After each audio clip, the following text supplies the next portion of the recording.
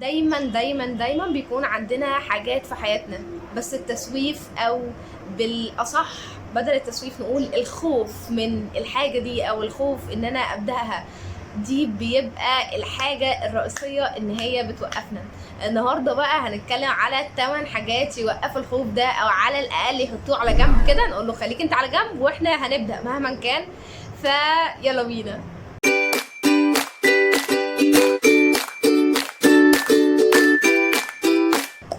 جماعه ازيكم عاملين ايه؟ انا نورهان محمود، وبنعمل هنا فيديوز عن البرودكتيفيتي، الستادينج سوا، وفلوجز، واي حاجه اتعلمناها عامه بشكل عام. فif you're interested subscribe share comment like here، ويلا بينا نبدا الفيديو. اول حاجه، لو انت خايف تبدا حاجه جديده او دايما بتسوف علشان بقى خايف من اراء الناس، وده اكبر حاجه، او علشان حاسس انك هيبقى شكلك لا كرنج جدا قدام الناس، اول حاجه nobody cares. خلي دايما ان في دماغك عقليه عندك nobody cares mindset. مفيش اي حد مهتم بيك، انت حد مش مهم بالنسبه لهم. في مقوله لاحمد خالد توفيق، انا مش فاكره معناها بالظبط او مش فاكره الكلام بالظبط، ولكن فيما معناه يعني ان انت لو لبست كزرونه على دماغك ونزلت بيها في الشارع، مفيش حد هيهتم بيك اكتر من 3 دقايق وخلاص، بعد كده هينسوك. فانت مهما كان كل واحد فينا فاكر نفسه عليه، عارفين ضوء المسرح ده السبوت لايت، كل واحد فينا واقف فاكر نفسه عليه السبوت لايت. فكل واحد فينا كده، كل واحد فاكر ان عليه السبوت لايت دي، ولكن في الحقيقه كلنا بيبقى بالنسبه لنا الحاجه، عارفين الشيء لو كله مع كل حد خلاص هو فقد معناه. كل واحد فينا فاكر نفسه عليه السبوت لايت دي، وان كل الناس بتبص له، مع اني لا، كل واحد فينا فاكر ان هو عليه السبوت لايت، وعشان كده الحاجه خلاص ما بقتش مهمه. كل واحد فاكر نفسه مهم، تحس اننا كلنا اصلا مش مهمين لبعض. فاحنا مش مهمين، اعمل الحاجه اللي تعجبك. مفيش حد مهتم، والله ما في حد مهتم، ولا حد اصلا هيقول لك انت بتعمل ايه، ولا حد مهتم بيك، عشان احنا مش مهمين بالنسبه لبعض. خليكم فاهمين دي كويس قوي، الله يبارك لكم. بس كده، مفيش حد مهتم، فاعمل الحاجه اللي انت عايزها. تاني حاجه دايما دايما دايما بخاف منها، ان انا لو بدات انا هوقف، انا لو بدات انا هوقف، خلاص ابدا ليه؟ لا، it's not all or nothing. خش في الحاجه، بيقول ايه؟ ما لا يترك كله لا يترك جله. ابدا في الحاجه، اعمل الحاجه الصغيره جدا اللي هتقدر عليه، اعمله. عارف لما يكون عليك ليله امتحان وتقول انا مش هلحق اعمل حاجه، لا يا عم انت هتلحق، بس انت اعمل الحاجه اللي في ايدك دلوقتي، اعمل اللي في ايدك دلوقتي. فانت لو خايف تبدا علشان ما تنهيش الحاجه اللي انت بداتها، لا ابدا، بس شوف انت هتعمل ايه، وبعد كده يا عم نوقف، مش مشكله ما نوقفش، ولكن ابدا في الحاجه دي. اوكي؟ طيب، تالت حاجه دايما بنفكر فيها اننا مش هنقدر نعمل الحاجه دي، مع اننا بالعكس احنا لو رمينا نفسنا، ده بقى مبدئي في الحياه دلوقتي. ارمي نفسك وابدا حقق الحاجه اللي انت ورطت نفسك فيها. ارمي نفسك في اي حاجه وهتلاقي نفسك قادر انك تعمل الحاجه دي. طول ما احنا في الصوره من بره او بنبص للحاجه من بره كده، بنحس اننا لا احنا مش هنقدر، في حيث اننا لو رمينا نفسنا جوه الحاجه هتلاقي نفسك بتقدر وبتقدر وبتقدر. دايما الواحد كان يبص على الحاجات الجديده ويقول ايه يا لهوي، لا الحاجه دي اي حد يعملها الا انا. مع اني عارفين حزلقوم هو بيقول ايه؟ مش يمكن لما اجرب اعرف، مش عارفه ايه اللي كان بيقول، مش يمكن لما اجرب اعرف الاقي نفسي بعرف حاجه كده يعني. فانت لما هتجرب هتلاقي نفسك بتعرف، صدقني هتلاقي نفسك بتعرف. كلنا بنقول مش هنعرف ونعرف، لا، حتى لو مش عرفت هتلاقي نفسك بتجرب وبتحاول. طب هبحث عن دي فين وابحث عن دي فين؟ فانت جرب باقصى ما فيك، ارمي نفسك في الحاجه انت قدها، وما تقلقش انا هنا وبسقف لك كل شويه، وروح اعمل الحاجه اللي انت عايزها انت قدها. رابع حاجه، ما تفكرش في الحاجه اللي انت عايزها على اساس انك لو دخلت فيها خلاص مش هتعرف تخرج، ولا حد هيعرف يخرجني تاني. لا، فكر في الحاجه على اساس ان هي تجربه. انا هخش اجرب الحاجه دي، عجباني مش عجباني خلاص مش هكمل فيها، عادي جدا. ما تفكرش ان انت لا انا اللي هلزم نفسي واعمل، ولا وخلاص لو بدات مش هينفع ارجع عن كلامي، والكلام ده عادي جدا. روح ابدا في الحاجه اللي انت عايزها. ما عجبكش يا عم الكورس اللي انت رايحه وخلاص وقف، ما عجبكش الكتاب اللي انت تقراه خلاص وقف، عادي، محدش له عندي حاجه. ما عجبنيش القناه على اليوتيوب اللي انا عاملاها ومش حابه نفسي خلاص هوقف، عادي.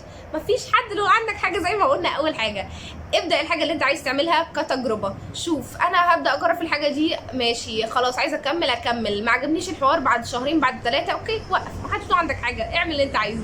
خامس حاجة لازم تعرفها، اللي انت من جواك لو انت خايف من الحاجة دي انك تعملها، فبروبابلي الحاجة دي هي الصح. تقريبا الحاجة دي هي الصح، عشان دايما عقلنا بيكبر وبيخوفنا من الحاجة ان احنا عايزين نعملها علشان ما نعملهاش، مع انها بتبقى الحاجه الصح لينا، دايما بتبقى الحاجه الصح لينا، بس مش دايما يعني خلي بالك، دايما بيبقى الحاجه اللي احنا خايفين منها بنندم عليها بعدين اننا ما عملناهاش.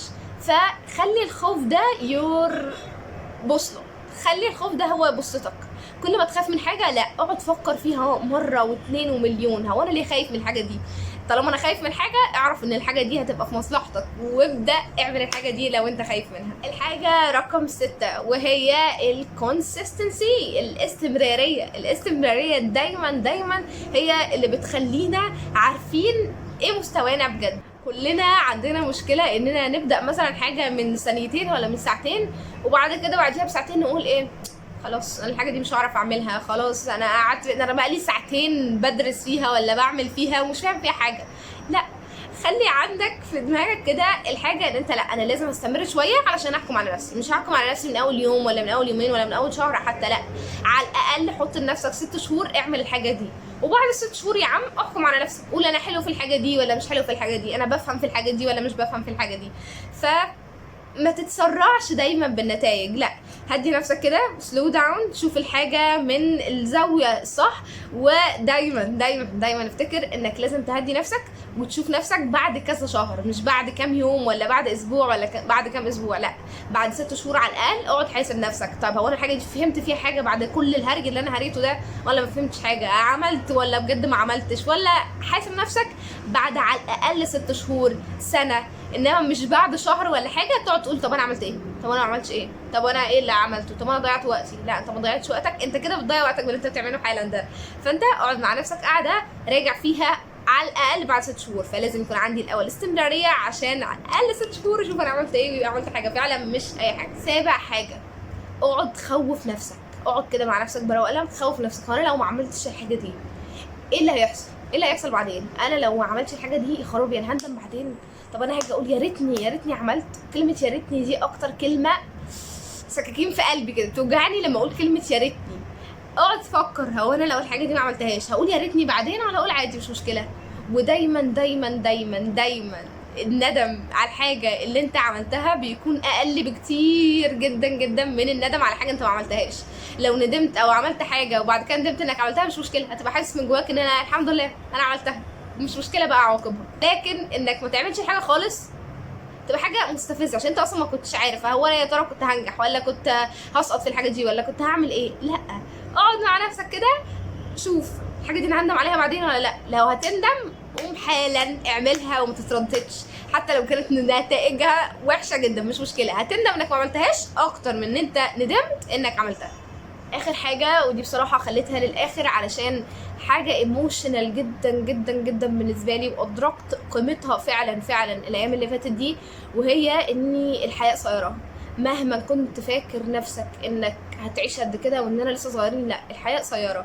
من اسبوعين تقريبا كنت قاعده فاتحه فيس عادي، ولقيت قدامي صوره بنت كانت معايا في فصلي وانا في ثالثه ثانوي واولى ثانوي وثانيه ثانوي، وفجاه لقيتها توفت. سبحان الله كده، من غير ما يكون فيها اي حاجه، ولا تعبانه ولا كانت زعلانه ولا اي حاجه، توفت فجاه من غير اي حاجه. فحسستني بجد اني قد ايه ان الحياه دي قصيره وما تستاهلش اي حاجه.